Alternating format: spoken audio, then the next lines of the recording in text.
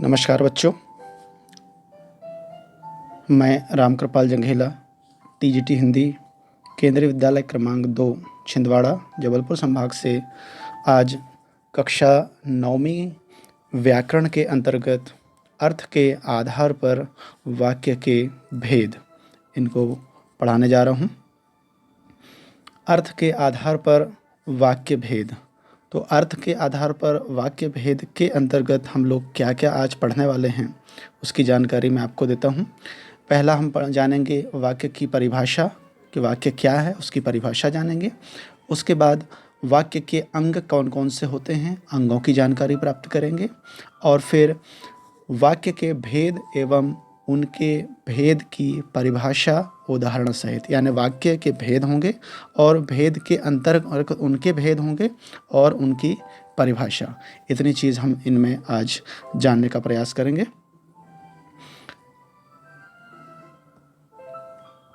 वाक्य की परिभाषा। वाक्य की परिभाषा के अंतर्गत सार्थक शब्दों का वह व्यवस्थित समूह जो पूर्ण अर्थ प्रकट करता है और जिससे मनुष्य अपने विचारों का आदान प्रदान करता है उसे वाक्य कहते हैं।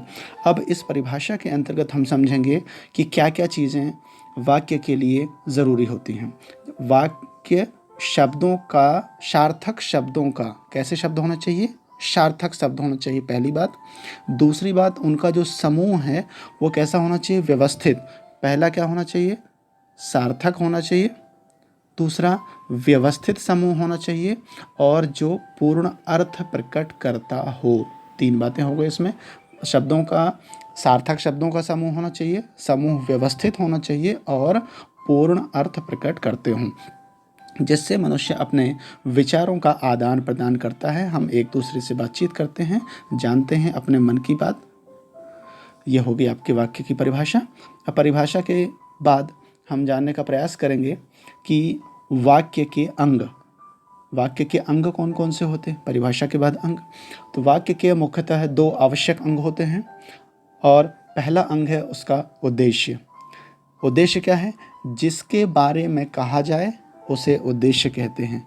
वाक्य में जिस भी वस्तु के बारे में, जिस भी व्यक्ति के बारे में कहा जाए वह उसका उद्देश्य होता है। सामान्यतः वाक्य का कर्ता ही उसका उद्देश्य होता है।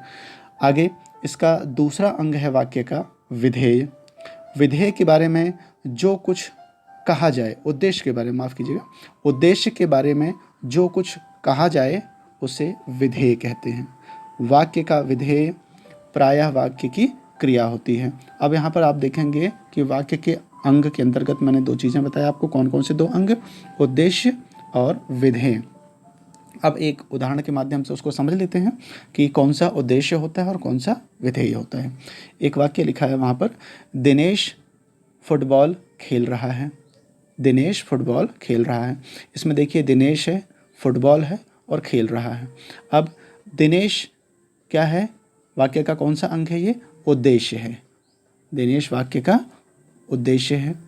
फिर फुटबॉल उद्देश्य का विस्तार है, यानी इसी उद्देश्य का ही पार्ट है, वो उद्देश्य का विस्तार है। और खेल रहा है उसका विधेय है। जैसा कि मैंने दो अंग आपको बताया था वाक्य के, कौन कौन से, उद्देश्य और विधेय। तो इसमें उद्देश्य क्या है, दिनेश है, और विधेय क्या है, विधेय क्या है, खेल रहा है। ये होगा वाक्य के अंग। अब वाक्य के भेद, मुख्य रूप से कौन कौन से भेद होते हैं। तो मुख्यतः वाक्य के दो भेद हैं। पहला है अर्थ के आधार पर वाक्य भेद और दूसरा है रचना के आधार पर वाक्य भेद। जैसा कि आपको बता दिया जाए कि कक्षा 9वीं और 10वीं में अलग अलग हैं, तो 9वीं में आपका इन दोनों में से सिर्फ एक है आपका अर्थ के आधार पर वाक्य भेद। तो 9वीं के अंतर्गत हम अर्थ के आधार पर वाक्य भेद जो होते हैं उनके प्रकारों के बारे में समझेंगे। और जब आप कक्षा 10वीं में जाएंगे तो वहाँ आपको रचना के आधार पर वाक्य भेद लिखेंगे, तो हम उसको फिर वहाँ पर जाके पढ़ेंगे। तो अभी हम जानेंगे अर्थ के आधार पर वाक्य, उनके भेद। तो अर्थ के आधार पर वाक्य भेद। अर्थ के आधार पर वाक्य 8 प्रकार के होते हैं, जिसमें से पहला वाक्य है विधानवाचक, या इसे विधिवाचक भी कहते हैं। दूसरा है निषेधवाचक। तीसरा वाक्य है आज्ञावाचक वाक्य। चौथा है प्रश्नवाचक वाक्य। पांचवा विस्मयवाचक वाक्य। छठवां संकेतवाचक वाक्य। सातवां इच्छावाचक वाक्य। और अंत में आठवां है संदेहवाचक वाक्य। तो ये अर्थ के आधार पर वाक्यों के 8 प्रकार आपको बताए गए हैं। अब इन प्रत्येक प्रकारों की हम परिभाषा और उनके कुछ उदाहरण समझेंगे। पहला लेते हैं हम विधानवाचक वाक्य। जिन वाक्यों में किसी क्रिया के करने या होने की सामान्य सूचना मिलती है उन्हें विधानवाचक वाक्य कहते हैं। सामान्य वाक्य, सरल वाक्य, विधिवाचक भी कहते हैं इसको। इंग्लिश में आप सिंपल सेंटेंस हो जानते हैं। जिन वाक्यों में किसी क्रिया के करने या होने की सामान्य सी सूचना मिले उसे विधानवाचक वाक्य कहते हैं। इसकी परिभाषा हो गई। उदाहरण के तौर पर हम कुछ समझ लेते हैं। उदाहरण दिए गए हैं जैसे कि सूर्य पूर्व दिशा से निकलता है। इसमें सूर्य आप देख रहे होंगे, सूर्य यहाँ पर पूर्व दिशा से निकलता है, सामान्य सूचना मिल रही है। मैं कल दिल्ली गया था, सामान्य सूचना है। जनता ने नेताजी का स्वागत किया। धूप में बड़ी गर्मी है। ये हैं आपके विधानवाचक या विधिवाचक सामान्य वाक्य। दूसरा वाक्य का दूसरा प्रकार है निषेधवाचक वाक्य। जैसे कि आप वाक्य के नाम से ही समझने का प्रयास कर रहे होंगे। निषेध का अर्थ नहीं से अर्थ होता है। निषेधवाचक वाक्य जिन वाक्यों में किसी कार्य के निषेध अर्थात ना होने का बोध हो उन्हें निषेधवाचक वाक्य कहते हैं। इन्हें नकारात्मक वाक्य भी कहते हैं। उदाहरण के तौर पर देख लीजिए, आज मैं नहीं पढ़ूंगा। आज मैं नहीं पढ़ूंगा, तो यहाँ नहीं शब्द आया है जो कि निषेध या कार्य के नहीं होने का बोध करवा रहा है, ना होने का बोध करा रहा है। दूसरा वाक्य है राधा नहीं नाचेगी। तीसरा उदाहरण है सुरेश यहाँ नहीं है। और चौथा उदाहरण है इसका आज गणित के अध्यापक ने कक्षा नहीं ली। तो इस प्रकार के जो नहीं वाले कार्य के ना होने का जहाँ पर बोध होता है वहाँ पर निषेधवाचक वाक्य होता है या इन्हें निषेधवाचक वाक्य कहते हैं। अगला देखते हैं हम। वाक्य का तीसरा प्रकार है आज्ञावाचक वाक्य। जिन वाक्यों से आज्ञा या अनुमति देने का बोध होता हो। परिभाषा को ध्यान से सुनिए। जिन वाक्यों से आज्ञा या अनुमति देने का बोध होता हो उन्हें आज्ञावाचक वाक्य कहते हैं।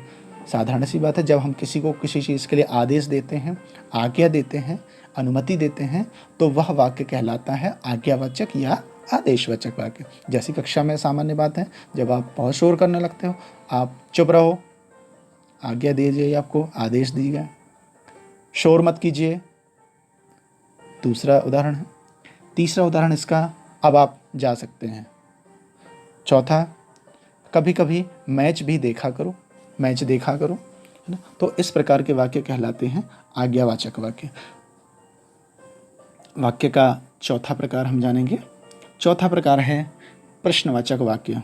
प्रश्नवाचक वाक्य शब्द से समझ लें कि आपका जो जितनी भी परीक्षाएं होती हैं सब में प्रश्न का ही खेल रहता है। तो वो सारे प्रश्न जितने भी हैं आपके, वो सब के सब प्रश्नवाचक वाक्य के ही उदाहरण हैं। इसकी परिभाषा समझ लेते हैं। जिन वाक्यों में प्रश्न किया जाए अर्थात किसी से कोई बात पूछी जाए उन्हें प्रश्नवाचक वाक्य कहते हैं। प्रश्न किया जाए, किसी से कोई बात पूछी जाए, प्रश्नवाचक। जैसे कि पहला है तुम्हारा नाम क्या है, तुम पढ़ने कब जाओगे। तीसरा उदाहरण है सुरेश कहाँ रहता है। चौथा उदाहरण है तुम्हारी माँ की तबीयत कैसी है। तो इन सब वाक्यों में देखेंगे हम, प्रश्नवाचक वाक्यों में प्रश्नवाचक चिन्ह लगा हुआ है। अंतिम में प्रश्नवाचक वाक्य में प्रश्नवाचक चिन्ह लगा हुआ था। हम इससे देख के भी पहचान जाएंगे कि ये प्रश्नवाचक वाक्य ही है। प्रश्नवाचक वाक्य के बाद वाक्य का पांचवा प्रकार हम लेते हैं विस्मयवाचक वाक्य। विस्मयवाचक वाक्य की परिभाषा कुछ इस प्रकार है। जिन वाक्यों से आश्चर्य, विस्मय, हर्ष, शोक, घृणा आदि के भाव व्यक्त हों उन्हें विस्मयवाचक वाक्य कहते हैं। जैसे, अरे इतनी लंबी रेलगाड़ी। दूसरा उदाहरण है, आहा कितना सुंदर दृश्य है। तीसरा उदाहरण है इसका, हाय बेचारा असमय ही चल बसा। चौथा उदाहरण है इसका, छी कितना गंदा नाला है।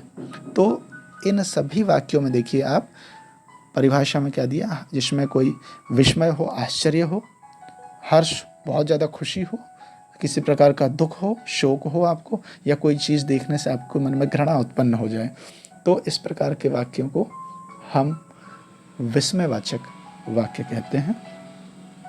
अगला देखिए, वाक्य का छठवां प्रकार है संकेतवाचक वाक्य।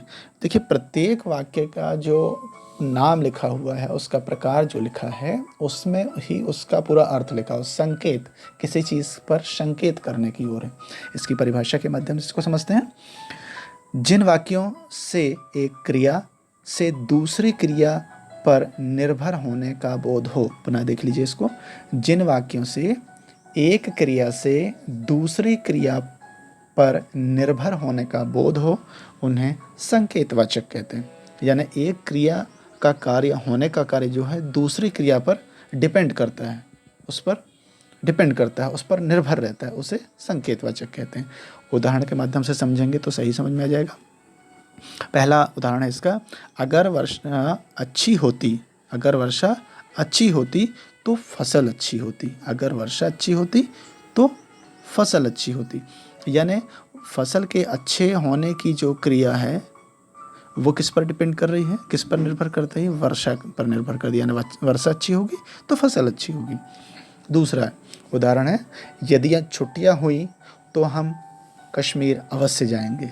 यदि छुट्टियां हुई तो हम कश्मीर अवश्य जाएंगे। यानी हमारा कश्मीर जाना किसके ऊपर निर्भर कर रहा है, छुट्टियां होने पर निर्भर कर रहा है।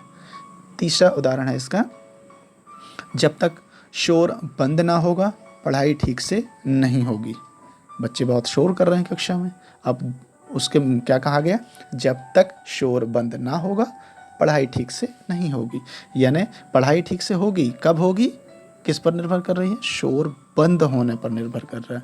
यानी पढ़ाई होने की जो क्रिया, शोर बंद करने के ऊपर। तो ये एक दूसरे पर संकेत कह रहा है, संकेत बताया जा रहा है कि अगर ऐसा हुआ तो ऐसा हो सकता है, ऐसा होगा। ठीक है। वाक्य का सातवां प्रकार है इच्छावाचक वाक्य।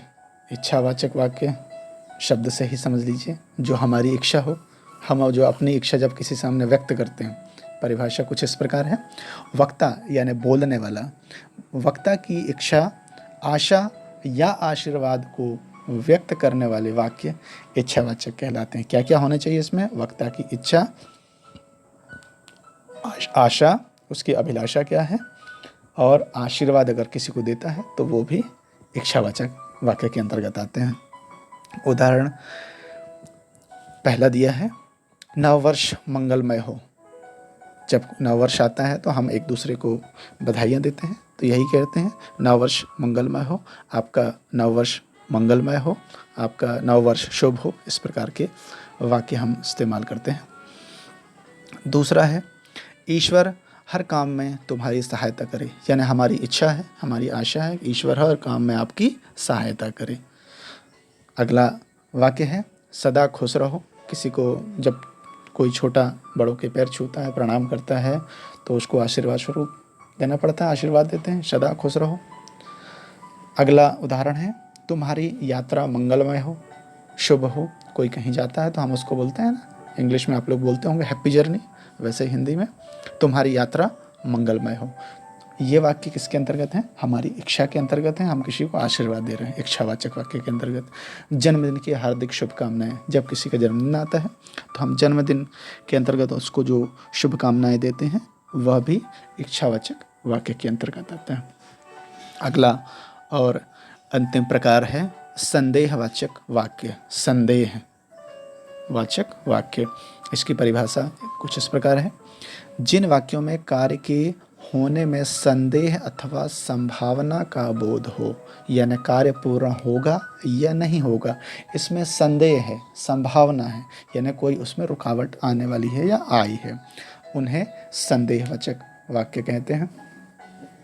जैसे कि पहला उदाहरण इसका, शायद कल बाजार खुले। दूसरा है कदाचित आज वह नहीं आएगा, यानी उसके आने का निश्चित नहीं है, संदेह है, उसमें संभावना है कि शायद आ भी जाए पर कदाचित आज वह नहीं आएगा। अगला वाक्य है संभवतः वह सुधर जाए, सुधरा नहीं है पर उसके शायद चांसेस हैं, संभवतः वह सुधर जाए। अगला वाक्य है उदाहरण का, शायद आज वर्षा के कारण मैच ना हो। तो ये शायद अगर वर्षा होगी तो मैच नहीं हो पाएगा, है ना। तो इस प्रकार के वाक्य संदेहवाचक वाक्य कहते हैं, जिसमें हम संभावना व्यक्त कर सकते हैं। तो ये हो गए अर्थ के आधार पर वाक्यों के 8 प्रकार, उनकी परिभाषाएं और कुछ उदाहरण। अब आगे हम इन 8 प्रकारों के अंतर्गत आपको गृह कार्य देंगे, और गृह कार्य के अंतर्गत आपने जो अभी पढ़ा है अर्थ के आधार पर वाक्य के प्रकार, 8 प्रकार जो मैंने बताया, उनके उदाहरण बताया, तो प्रत्येक प्रकार के आपको 3-3 वाक्य बनाना है। प्रश्न में मैंने लिखा हुआ है अर्थ के आधार पर वाक्य के प्रत्येक प्रकार के 3-3 वाक्य बनाइए। ठीक है, ये रहा आपका आज का पाठ, अर्थ के आधार पर वाक्य के प्रकार। धन्यवाद। घर में रहिए, सुरक्षित रहिए।